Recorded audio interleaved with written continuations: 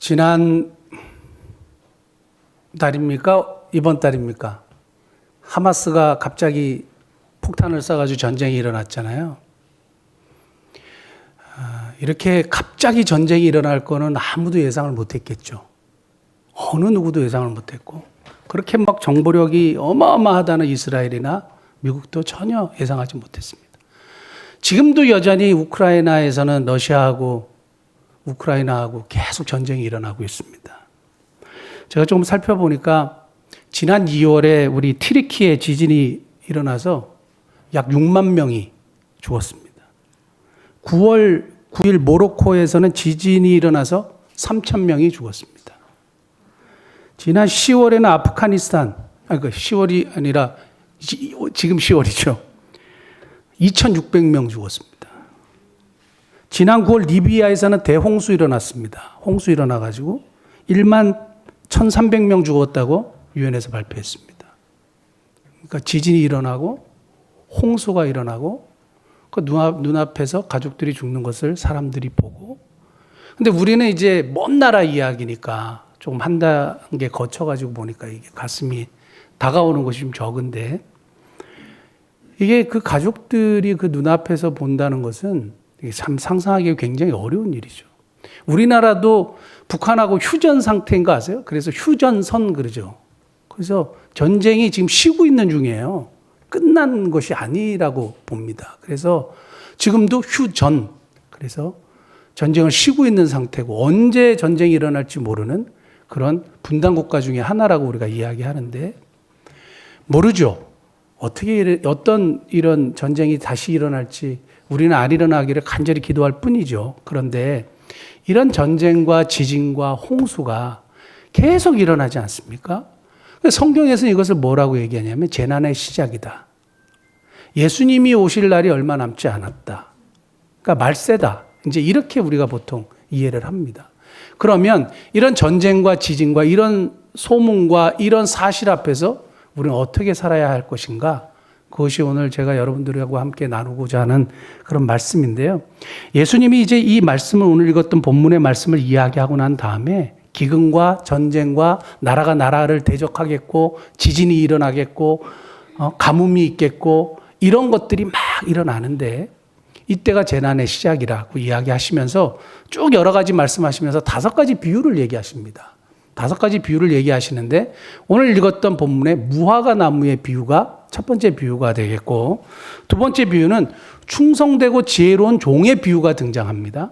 그리고 세 번째는 열처녀 비유가 나오고, 그리고 네 번째는 달란트 비유가 나오고, 그리고 마지막 5번째는 양과 염소에 대한 비유를 5가지 비유를 통해서 예수님께서 우리에게 말씀해 주세요. 그래서 제가 이 5가지 비유를 계속 쭉 살펴보면서 3가지로 이렇게 제가 축약해서 여러분들에게 좀 나누고 싶습니다. 우리가 이런 전쟁과 지진과 홍수, 이런 사실 앞에서 우리가 어떻게 살아가야 할 것이냐, 우리는 무슨 생각을 가지고 살아가야 할 것이냐, 라는 것에 대해서 여러분들과 좀 나누기를 원하는데요. 이 마태복음 24장 이 말씀은 굉장히 중요해요. 왜냐하면 이 24장 말씀을 몰라서 이단이 생기고 24장 말씀을 잘못 해석해서 이단이 생기고 그렇습니다. 예전에도 한번 말씀드렸지만 1843년 10월 22일에 윌리엄 밀러라는 사람이 있어요. 미국에 침례교 목사님이었는데 윌리엄 밀러라는 분이 성경을 이렇게 쭉 보다 보니까 1844년 10월 22일에 예수님이 딱 재림하신다는 거예요. 그래가지고 사람들이 엄청나게 모였어요. 예수님 재림하셨어요? 안 하셨어요? 안 하셨어요. 그러니까 내가 착각을 했어요. 1844년 내년 10월 22일에 예수님 재림하십니다. 그러니까 사람들이 오케이 한 번 더. 그래서 모였어요. 예수님 재림하셨어요? 안 하셨어요? 안 하셨어요.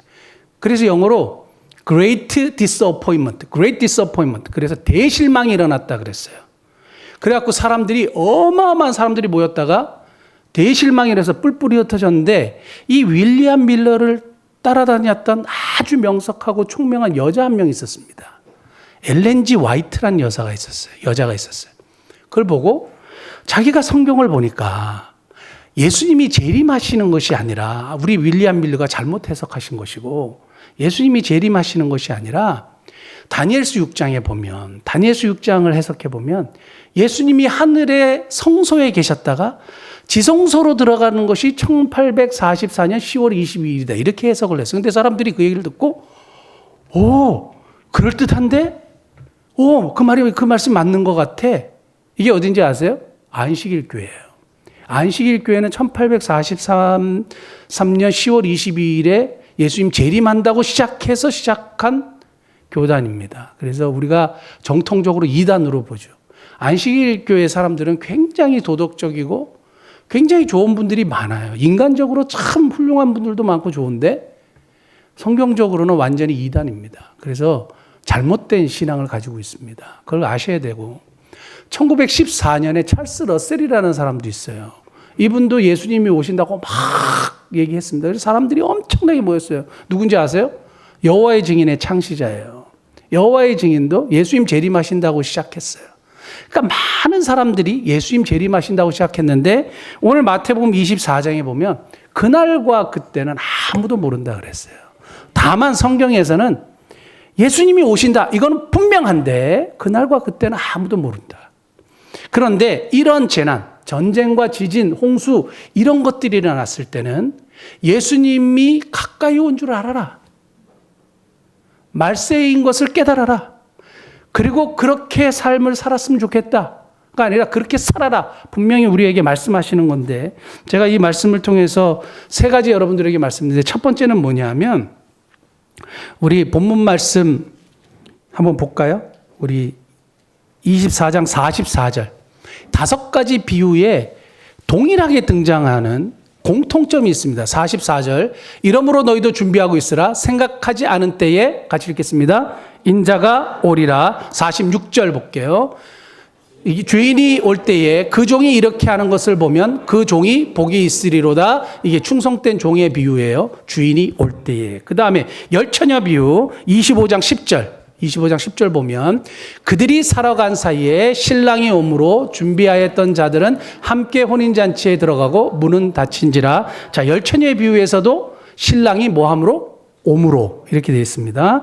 그 다음에 25장 19절 달란트 비유입니다. 같이 읽겠습니다. 오랜 후에 그 종들의 주인이 돌아와 그들과 결산할 때. 주인이 뭐 했어요? 돌아왔어요. 그 다음에 25장 31절 같이 읽겠습니다. 인자가 자기 영광으로 모든 천사와 함께 올 때에 자기 영광의 보좌에 앉으리니. 아멘. 인자가 모든 천사와 함께 뭐 한다고요? 올 때. 반드시 오신다 이거예요. 이게 올 가능성도 있고 아닐 가능성도 있고가 아니라 성경은 예수님은 반드시 오신다 이거예요. 우리 기독교 신앙, 예수 그리스도에 대한 기독교 신앙 변하지 않는 4가지가 있습니다. 4가지 교리가 있는데 항상 말씀드리지만 첫 번째는 동정녀 탄생. 예수 그리스도의 동정녀 탄생이에요. 두 번째는 십자가의 대속의 죽으심. 우리를 위하여 죽으시고 우리 때문에 죽으시고 우리를 대신하여 죽으신 예수님의 대속의 죽으심. 그 다음에 역사적 부활, 육체적 부활이에요. 예수님이 정말로 부활하셨고 역사적으로 부활하셨고 육체적으로 부활하셨어요. 의미로 부활하신 거 아닙니다. 정말로 부활하셔서 우리를 죄 없다 이렇게 칭의해 주셨어요. 육체의 부활. 그 다음에 재림이요. 역사적 재림, 문자적 재림. 예수님은 반드시 오신다 이거예요. 예수님은 하늘로 올라가신 그대로 오신다. 저는 그렇게 믿습니다. 그러니까 기독교 신앙의 정통 기독교 신앙의 이 4가지는 변하지 않아요. 이건 모든 본 기독교에서 동의하는 내용입니다. 자, 예수님의 동정녀 탄생과 대속의 죽으심과 역사적 부활과 예수님의 역사적 재림이요. 예수님이 반드시 오신다는 거예요. 그러면 예수님이 오실 때 반드시 오시는데 우리는 어떻게 살아야 되느냐. 이러한 문제가 일어나고 전쟁이 일어나고 기근이 일어나고 홍수가 일어나고 사람들이 막 죽어가는 이런 상황에서 우리는 어떻게 살아야 하느냐. 제가 그래서 계속 읽다가 예전에 들었던 단어 하나가 딱 생각이 나는 거예요. 메멘토 모리라는 말씀 아세요? 라틴어인데요. 죽음을 기억하라는 얘기예요. 로마의 그 장군이 나가서 전쟁에 승리하고 돌아올 때 사람들이 막 환호하잖아요. 그래서 막 퍼레이드를 벌리고 막 환호를 할 때 이 장군이 항상 노예를 시켜서 외치게 한 것이 있었대요. 그 뒤에서 메멘토 모리, 메멘토 모리 이렇게 외치라 그랬대요. 죽음을 기억하라. 왜 갑자기 승리와 이런 환호 속에, 영광 속에 죽음을 기억하라고 했을까요? 아마 이 밸런스를 잡기 위해서가 아닌가 이런 거죠. 승리와 기쁨과 이 엄청난 환호에 도취해가지고 현실을 까먹어버리면 안 되니까 죽음을 기억하라는 거죠. 여러분, 오늘 본문 말씀을 보면 예수님이 반드시 오신다는 얘기는 뭐예요? 우주적 종말이에요. 예수님이 오신다는 거는 예수님 오시네 이게 아니고, 예수님이 초림 때는 구원자로 오시지만 재림 때는 심판주로 오시죠. 그러니까 예수님이 오신다는 것은 한편으로 너무너무 무서운 얘기입니다. 그리고 결산하신다 그랬어요. 그러면 우주적 종말에는 개인의 종말이 포함됩니까? 개인의 종말이 포함되죠. 그러면 나의 종말을 기억하는 거예요. 내가 나의 종말을 기억하고 내 인생이 끝난다는 것을 기억하면서 하는 거예요. 다시 말씀드릴게요. 우리가 미리 나 죽을 거야 하고 이렇게 살아가는 얘기가 아니라, 우리가 이 땅을 오늘도 열심히 살아가지만 내가 죽는 존재라는 것, 언젠가 하나님 앞에 결산할 때가 온다는 것을 기억하고 오늘을 살아라는 거예요. 그러면 오늘을 대충 살까요? 열심히 살까요? 열심히 살 수 있죠. 오늘 그러면서 예수님이 무화과 나무 비유 이야기하시면서 노아 이야기를 합니다. 노아의 홍수 때 사람들이 어떻게 했는지 아니? 사람들이 술 먹고 마시고 먹고 장가가고 시집가고, 그런데 깨닫지를 못했어. 뭐를? 홍수로 하나님이 세상을 심판하실 것을, 종말이 올 것을, 끝이 올 것을, 자신의 인생의 끝이 올 것을 전혀 생각하지 못하고 살았어. 그럼 뭐예요? 기회가 없는 거예요. 기회가 없는 거예요. 그냥 그렇게 살다가 죽음을 딱 마주치면 어떻게 돼요? 다 우리가 하나님 앞에 서게 된다는 거예요. 불현듯 찾아오는 개인의 종말 앞에 우리가 어떻게 인생을 살아야 할 것이냐. 그러니까 지금 내가 숨을 쉬고 살아가고 있고, 이렇게 예배를 드리고 있고, 우리가 평상시와 똑같이 일반적인 생활을 하고 운동도 하고 공부도 하고 책도 읽고 예배도 드리고, 이런 생활 속에서 뭘 하라는 거냐? 뭘 하라는 거예요? 자신이 언제 죽을지 모른다는 연약한 존재라는 거 깨닫고, 종말을 깨닫고 이 땅을 살아가라는 거예요. 사랑하는 성도 여러분, 우리가 어떻게 하면 깨어 준비할 수 있을까요? 오늘 무화과 나무에서도 분명히 말하지만 깨어 있으라고 얘기하고 준비하고 있으라고 반복적으로 얘기합니다. 그리고 나서 25장에 보면 열 처녀의 비유에서 똑같이 얘기해요. 깨어 있으라고 얘기해요. 열 처녀의 문제가 뭔지 아세요? 열 처녀의 다섯 처녀, 지혜롭지 못한 다섯 처녀의 이야기가 뭔지 아세요? 기름을 준비하지 못했다 그랬어요. 다섯 처녀는 기름을 잘 준비하고 신랑이 올 때 맞이해서 혼인잔치에 들어갔는데, 다섯 처녀는 기름을 준비하지 못해서 불이 꺼져버렸어요. 그래서 기름을 살아간 사이에 신랑이 와가지고 잔치자리에 못 갔다 이거예요. 그래서 사람들은 기름이 뭐냐, 도대체 기름이 뭘 얘기하냐 이렇게 얘기하는데, 확실한 거 하나 있어요. 미련한 다섯 처녀는 준비를 하지 못했다는 거예요. 맞죠? 기름이 뭔지는 모르겠어요. 여러 가지로 해석될 수 있습니다. 그런데 그것보다는 전혀 준비하지 않았어요. 그리고 그냥 살다가 예수님 만나는 거예요. 여러분, 그냥 살다가 예수님 만나면 안 됩니다. 예배 시간에 와가지고 우리가 하나님 앞에 예배 드리고 또 인생을 또 열심히 살고 다 좋아요. 그런데 어떤 인생을 살다가 예수님을 딱 만날 거예요? 불현듯 찾아오는 인생의 종말 앞에서요.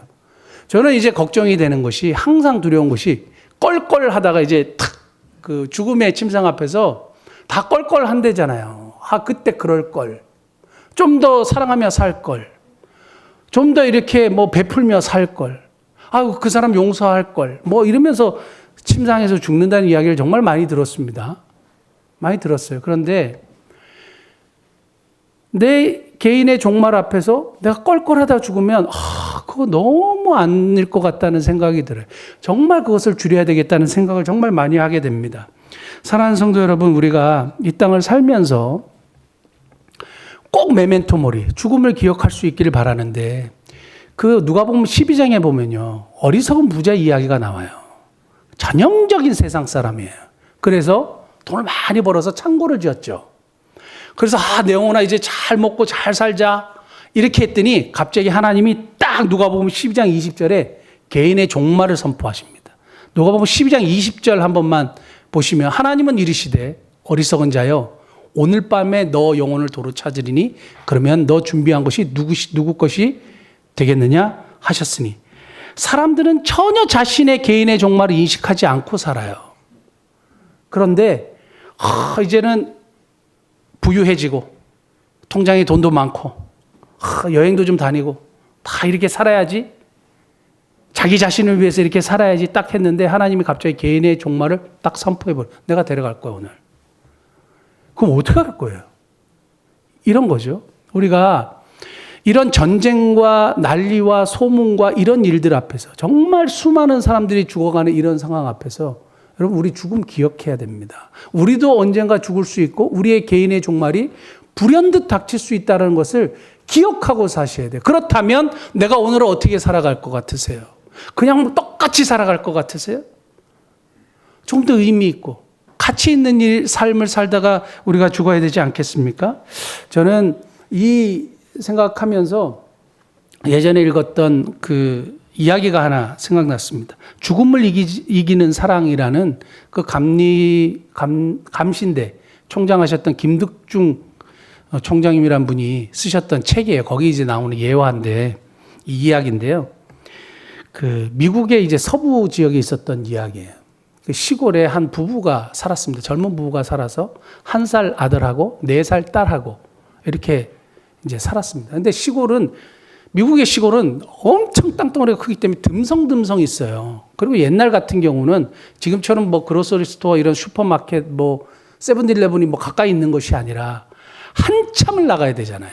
그러니까 남편 요한이 부인 베티한테 항상 이제 일주일에 한 번씩 장을 보러 나갈 때 하룻밤을 자고 들어오니까 여러분 아이들 잘 케어하고 간수하고 있으세요. 내가 잘 다녀올게요. 이렇게 얘기하고 항상 이제 갔는데 이제 또 어느 한 주간이 됐습니다. 이번에는 좀 일이 많아서 한 2, 3일 정도 걸릴 것 같아요. 그러니까 부인이 잘 다녀오라고 이렇게 했습니다. 근데 이제 아이들을 위해서 이제 빵을 굽는데 이제 장작을 패잖아요. 그래서 이 베티라는 이 여인이 굉장히 신앙이 좋고 용감한 여인이에요. 거기에 뭐 아무도 없는데 시골에 너무 떨어져 있어서 사니까 이웃도 없고 뭐 그렇게 사는데 사실 무섭지 않겠습니까? 그런데 장작을 이제 이렇게 탁 패는데 이제 나무를 이렇게 들다가 그 안에서 독사가 팍 나온 거예요. 그래가지고 다리를 물었어요. 다리를 물으니까 어떻게 됐어요? 갑자기 너무 놀란 거죠. 그런데 갑자기 정신이 이렇게 흐릿흐릿하기 시작한 거예요. 그래서 문득 드는 생각이 우리 애들 어떡하지? 그러면서 내가 이렇게 죽으면 우리 애들이 아빠가 2, 3일 걸린다고 하니까 금방 죽을 텐데 우유가 바로 옆에 있어야 되고 빨리 빵을 구워갖고 애들한테 준비를 시켜야 아빠가 올 동안 애들이 살아날 수 있을 텐데 이런 생각을 하면서 아궁이에 막 불을 떼고요. 딸을 막 불렀어요. 4살짜리 딸을 불렀어요. 한국 나이로 한 6살쯤 되지 않았을까요? 불렀어요.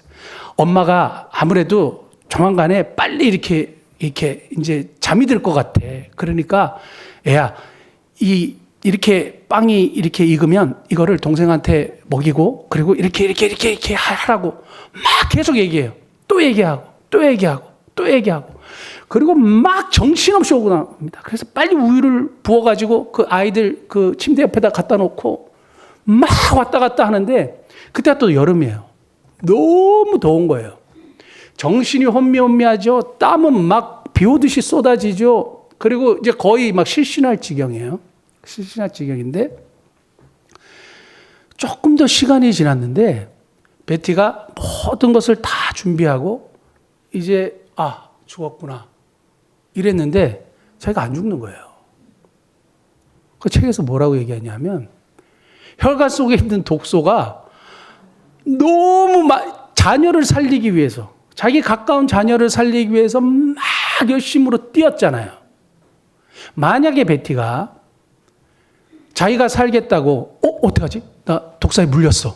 독이 온몸에 퍼졌어. 병원을 가야지 하고 갔으면 죽었다는 거예요. 이웃에게 아이들 남겨놓고 의원을 찾아가야지 했으면 죽었다는 거죠. 그런데 내가 죽었구나. 곧 죽겠구나. 내가 뭘 해야 되지? 내가 가장 사랑하는 애들을 살려야지 하고 막 움직였다는 거예요. 하나님이 어떻게 기적을 베푸신지는 모르지만 분명히 기적이 일어났고 베티도 살아나고 우리 자녀도 다 살았다 이거예요. 자기가 죽었다는 것을 딱 직감할 때 우리는 뭐 해야 되겠냐 이거예요.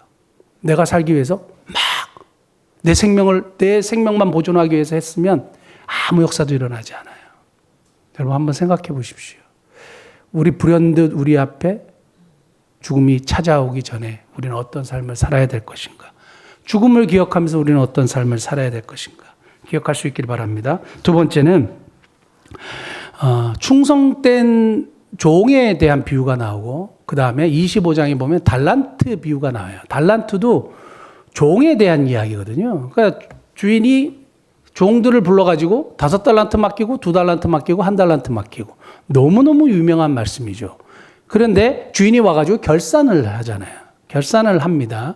자, 이런 충성된 종에 대한 비유와 달란트 비유를 통해서 우리에게 주시는 메시지는 뭐냐면 청지기예요. 청지기. 청지기는 주인의 뜻대로 관리하는 위탁인을 얘기해요.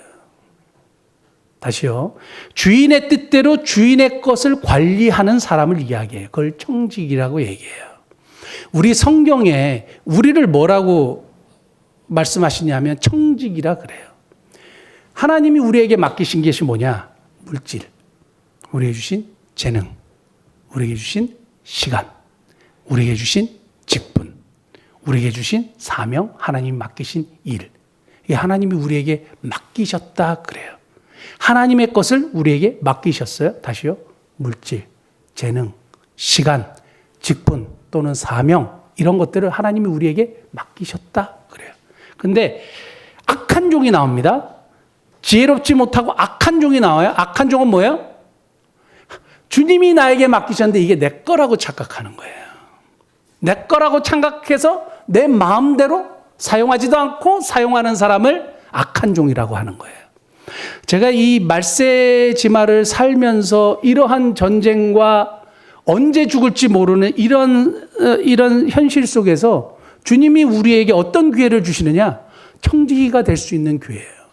여러분, 우리에게 주신 것이 하나님의 겁니다. 여러분의 것이 아니에요. 물질도 마찬가지예요. 내 것이 아니라 하나님의 것이고 나에게 주신 것이 다 하나님의 거예요. 그것을 완전히 고백할 수 있는 복된 은혜가 있기를 원합니다. 자, 그런데 제가 하나님이 왜 구약 성경에 위대하게 사용했던 한 사람을 뽑으란다면 다윗을 뽑을 수 있는데 다윗을 하나님이 왜 사용하셨는지 아세요? 그 중에 하나를 뽑으란다면 청지기 정신이에요.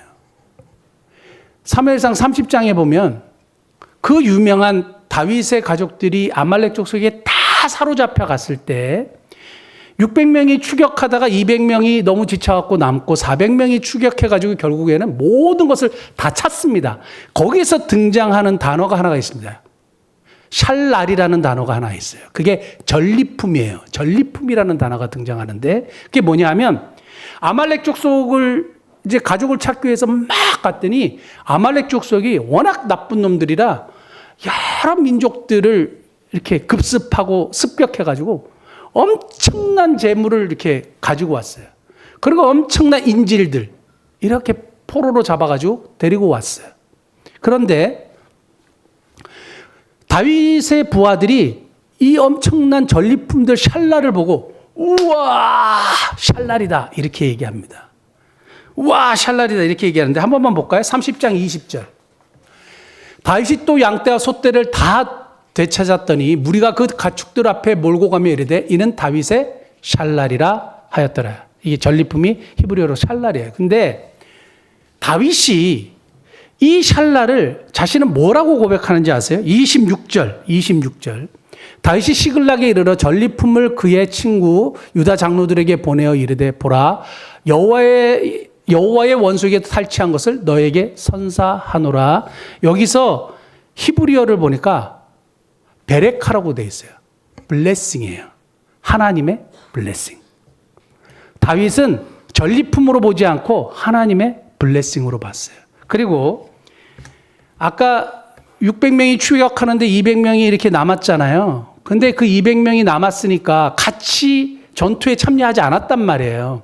전리품을 찾는데 참여하지 않았던 200명에게 400명은 뭐라고 얘기하냐면 이 사람들은 우리랑 같이 안 했으니까 줄 필요가 없다 이렇게 얘기하는데 다윗이 22절 23절에 이렇게 얘기합니다. 다윗이 이르되 나의 형제들아 여호와께서 우리를 보호하시고 우리를 치러 온 그 군대를 우리 손에 넘기셨은즉 그 다음에 한번 같이 읽어볼까요? 그가 우리에게 주신 것을 너희가 이같이 못하리라. 다윗은 뭐라고 얘기했냐면 그가 우리에게 주신 것. 하나님이 우리에게 주신 거예요. 하나님의 블레싱으로 받고 하나님이 우리에게 주신 것이라고 봤어요. 이게 청지기 정신이에요. 그냥 생기고 내 노력과 내 힘과 내 땀방울로 이룬 것이 아니라 하나님의 복이고 하나님이 주신 것이고 하나님의 축복이라는 거예요. 여러분 우리가 인생을 살면서 지금 내가 가지고 누리고 이런 모든 것들이 하나님이 주셨다고 고백하십니까? 이제는 고백하셔야 돼요. 왜냐하면 이러한 전쟁과 홍수와 지진과 수많은 사람들이 죽어가는 이 앞에서 이제까지 우리가 악한 종으로 살아왔을지도 몰라요. 내 거라고 생각하고 살아왔을지 몰라요. 너 청직이 돼야 돼 라고 주님이 우리에게 강력하게 말씀하시는 겁니다. 청직이요. 나에게 맡겨주신 것이요. 그럼 나에게 맡겨주신 것을 어떻게 해야 될까요? 나의 것이 아니라면 내가 어떻게 관리하고 어떻게 사용해야 될까요? 한번 잘 생각하시는 복된 은혜가 있기를 원합니다. 마지막 세 번째는 양과 염소의 비유가 나와요. 그래서 예수님이 마지막에 딱 양과 염소의 비유가 나오는데 25장 34절 보면서 아주 기가 막힌 말씀이 나옵니다. 마태복음 25장 34절 한번 보실래요? 마태복음 25장 34절 보시면 그때의 임금이 그 오른편에 있는 자들에게 이르되 내 아버지께 복받을 자들이여. 자, 내 아버지께 복받을 자들이여. 나와 창세로부터 너희를 위하여 예비된 나라를 상속받으라. 자, 예수님이 그러니까 임금 대신 예수님이 오른편에 있는 양들에게 뭐라고 얘기하냐면 하나님께 복받을 자들이요. 두 번째는 너희를 위하여 예비된 나라, 하나님의 나라를 상속해라. 이렇게 이제 축복을 하신단 말이에요. 그 다음에 왼편에 있는 염소들에게는 저주하시죠. 영벌에 그냥 채버리시죠. 근데 여기에 핵심의 내용이 뭡니까? 내가 줄였을 때 너희가 먹을 것을 주었고 내가 목말랐을 때 너희가 물을 주었다 이거예요. 그런데 양편에 있었던 의인들은 우리가 언제 그렇게 했냐 이거고 염소들은 우리가 그렇게 했다 이건데 예수님이 너희는 그렇게 안 했다 이거. 난 니네 누군지 모른다 이렇게 얘기하시는 겁니다. 그러면 이 말씀을 통해서 우리에게 강력하게 말씀하시는 건 도대체 뭐냐? 디아코니아예요. 디아코니아. 헬라어로 디아코니아는 섬김입니다. 섬김 또는 구제 이것도 디아코니아에 포함되는데 자 우리가 첫 번째 제가 뭐라 그랬습니까? 첫 번째 어떻게 살 것인가? 메멘토 모리 기억하라 그랬고 두 번째는 청지기 기억하라 그랬고 세 번째는 디아코니아 섬김이에요. 섬김인데 누가복음 한 번만 찾아보겠습니다. 누가복음 12장 32절 33절 보면 예수님께서 이런 말씀하세요. 적은 무리여 무서워 말라. 너희 아버지께서 그 나라를 너에게 주시기를 기뻐하시느니라. 보세요. 하나님께서 그 나라, 하나님의 나라를 너에게 주시기를 굉장히 기뻐하셔. 그 다음에 뭐라고 얘기하시냐면 33절 너희 소유를 팔아 구제하여 낡아지지 않는 배낭을 만들라. 곧 하늘에 둔 바 다함이 없는 보물이니 거기는 도둑도 가까이 하는 일이 없고 좀도 먹는 일이 없는 일. 하나님의 나라를 너에게 주시기를 기뻐하는데 너희들이 한 가지를 했으면 좋겠어. 뭐야? 구제해. 디아코니아해. 세상을 섬겨. 가난한 자들, 어려운 자들 디아코니아해. 도움이 필요한 자 디아코니아 해야 돼. 이렇게 말씀하시는 겁니다. 교회의 기능 제가 종종 말씀드리면 교회의 기능이 세 가지가 있어요. 하나는 캐리그마, 말씀이고요. 두 번째는 코이노니아, 교제예요. 하나님과 교제, 우리 사람과의 교제. 세 번째는 디아코니아, 세상을 향한 섬김이에요. 이게 교회가 이 세 가지 기능이 반드시 공존해야 되는데 그래서 옛날에 어떤 분이 이런 얘기를 했습니다. 교회는 건물이 없어도 되지만 디아코니아가 없으면 존재할 수 없다 이렇게 얘기했습니다. 중요한 것은 초대교회에서도 이 디아코니아를 아주 필수적인 것으로 봤어요. 자, 우리가 이런 전쟁이 일어나고 지진이 일어나고 사람들이 죽어가고 근데 나는 일단은 이런 상황 속에서 살 때에 내가 무엇을 하고 살 것인가? 어떻게 살 것인가? 디아코니아, 섬기며 살아야 돼요. 구제하며 살아야 되고 하나님이 기뻐하시는 뜻을 이루며 살아야 돼요. 그런 자들을 어떻게 주님이 평가하시느냐? 하나님께 복을 받을 자들이요. 하나님이 너에게 하나님의 나라를 상속하시기를 기뻐하신다. 이렇게 얘기합니다. 하나님의 나라를 너에게 상속하겠다 얘기합니다. 물론 우리들의 선행으로 받는 것이 아닙니다. 그럼에도 불구하고 예수 그리스도를 구주와 주님으로 영접한 하나님의 백성들에게 반드시 따라야 할 것이 디아코니아라는 사실이에요. 저희 미사목미교회 시작하면서 처음에 시작했던 디아코니아는 소망의 집이었어요. 그래서 시작한 우리 2019년 3월 16일 창립 예배 드리고 그 다음에 우리 성도들과 가서 소망의 집에 가서 예배 드렸습니다. 기억하실지 모르겠습니다. 그래서 이 디아코니아를 실천하기 시작을 했습니다. 그 다음에 곧 코로나가 터졌어요. 코로나가 터졌을 때 이 디아코니아를 내가 어떻게 해야 될 것인가? 우리는 개척교회고 작은 교회고 몇 명 모이지 않는 교회인데 세상을 향한 섬김 속에 우리는 뭘 할 수 있을까? 수백만 원을 헌금 이렇게 기탁할 수도 없고 기부할 수도 없고 이 코로나 시대에 뭘 할 것인가?